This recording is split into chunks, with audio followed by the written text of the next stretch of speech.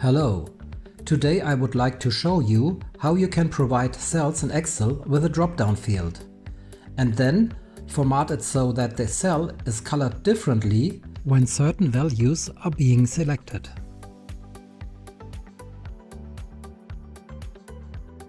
For demonstration, I created two examples for you. One is an attendance list and the other is a to-do list.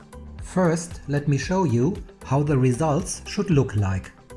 Let's assume you have the attendees here and the meetings they should attend to shown above. To monitor this, click in the respective cell per participant and date and then select between present or not present, anwesend und nicht anwesend. Present colors the cell green, not present colors the cell red. Naturally, this works for all cells. In the second example, I used the to-do list to show you how not only the cell, but the entire row containing a specific task is highlighted in different colors depending on the cell value. Imagine the following as a to-do list. You want to carry out a training course, so you have to plan it first. You write the training concept for it, you need to book rooms for the training, and finally, after conducting the training, evaluate the feedback and incorporate it. I have stored 3 statuses in the to-do list for this: completed, erledigt, in progress, in Arbeit, or still open, noch offen. These are colored differently according to their cell values when selected. So, how does it work then? I will show you the steps here. First, select the area in which you want to add drop-down fields to the cells. To set up drop-down fields, select the menu item Data and then Data Validation.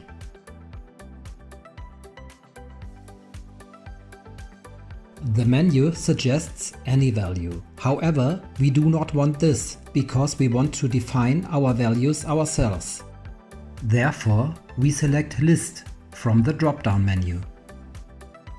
We type in the values needed here.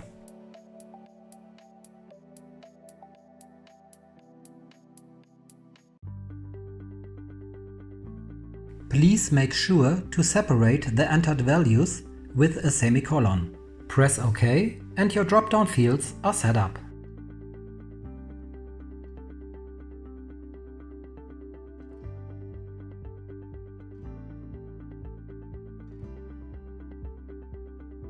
That was the first step.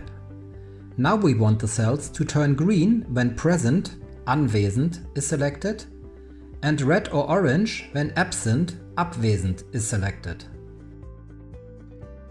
This works as follows. Click Home and then the Conditional Formating menu. Now select Highlighted Cell Rules. None of the options offered here are suitable for our task, but you will find the menu item More Rules at the very bottom. Now scroll all the way down to find the rule that we can apply. This is called Use a formula to determine which cells to format. We now have to enter this formula ourselves. Still, it is a simple if-then-else formula. This always starts with the equal sign, then if or when, depending on the language setting of your computer, and then open bracket. Now select the cell you would like to refer to. In our case, it's cell D8. The dollar signs are automatically displayed. However, we must remove these, otherwise our formula only refers to the cell D8 and cannot be applied to the other cells with a drop-down menu. So you say, if the cell D8 is equal to the value present, anwesend, which we have to enter here with quotation marks, then represented as a semicolon, our condition for coloring is fulfilled. The value is therefore true, which you can represent with true or number 1. Now follows a second semicolon that represents else and says that the condition present, anwesend, is not given. The cell value therefore is false or 0. Close the formula with a bracket and you are done. Now all that's missing are the colors per cell value. For present, anwesend, I select the color green. With this, you have colored the cells with the value present, anwesend, in green. With absent, abwesend, of course nothing happens yet. Therefore, please go to Conditional Formatting again. And this time, you do not have to repeat the entire procedure with formula input. Instead, click Manage Rules. Click once on the rule you have just created and then duplicate the same. Now you can simply edit the duplicated rule. Replace present, anwesend with absent, abwesend in the formula. Now change the color from green to orange, for example, and confirm with OK. Now you successfully created both rules needed. Feel free to try out what you have just created in different cells. It should work in all cells with a drop-down menu.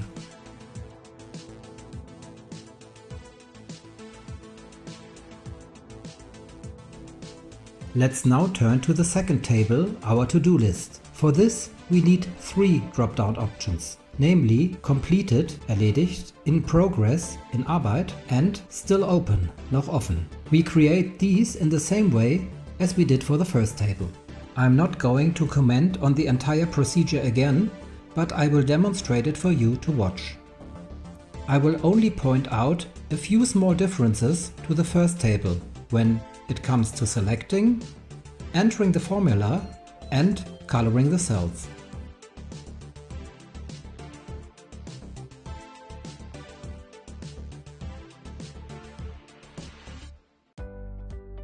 Please make sure that the entire table is selected this time before defining the formula.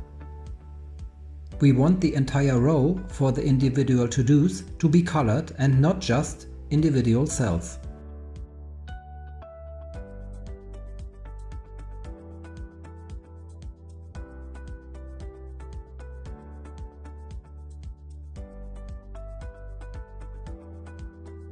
Make sure to only remove the second $sign when you create the formula. Otherwise, the entire table would be colored instead of just the row in question.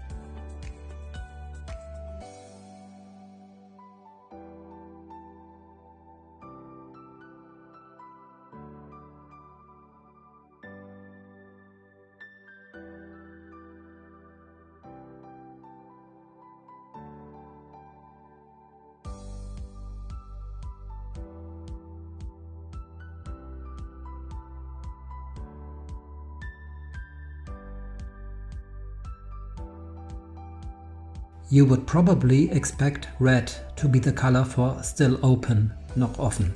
However, this seems a little bit too prominent for me, so I just choose gray. With this, you also completed here the 3 formulas needed. When you now try it out, you will recognize that the entire task in the to-do list is now colored, as you wished for.